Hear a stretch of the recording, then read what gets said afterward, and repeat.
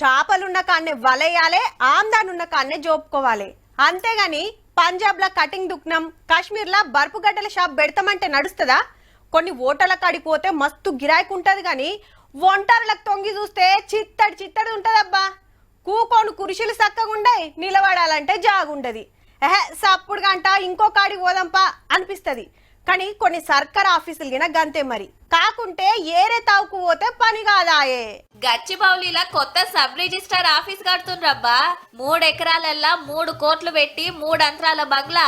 రోజుకు 250 రిజిస్ట్రేషన్లు అయితేట. మళ్ళా రంగారెడ్డి, షేర్లింగంపల్లి, గండిపేట, రాజేంద్ర నగర్ 4 ఏరియాలే ఈడనే.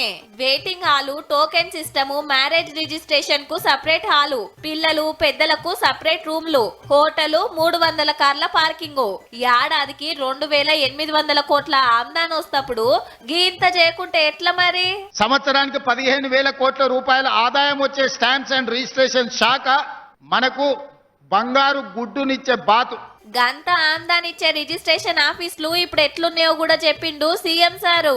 ఇక్కడున్న చాలా మంది సబ్ రిజిస్ట్రార్ ఆఫీసులకు పోయి ఉంటారు. కూర్చోవడానికి కుర్చుండదు, నించోవడానికి జగా ఉండదు. గంటల కొద్ది అక్కడ ఉంటే బాత్రూమ్ పోదామంటే ఎక్కడ కనిపించదు.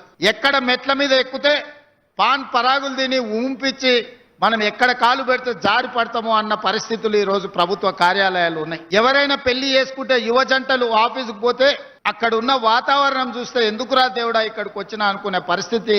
అగో గందుకే ఔటర్ రింగ్ రోడ్ లోపటున్న 39 రిజిస్టర్ ఆఫీసులను మార్చి కొత్త 11 కట్టాలని డిసైడ్ చేసిండ్రు. నూతనంగా పెళ్లి చేసుకున్న దంపతులు వెళ్తే అత్తగారింటికి పోయినట్టు ఒక మంచి వాతావరణంలో కుటుంబంతో ఫోటో దిగి రిజిస్ట్రేషన్ చేసుకొని పోయే విధంగా ఈ రోజు ఏర్పాట్లు చేయమని నేను సూచన చేసిన. ఈ ముచ్చట ఇట్లుంటే సాదా బైనామాలకు తొవ్వ సాఫైంది.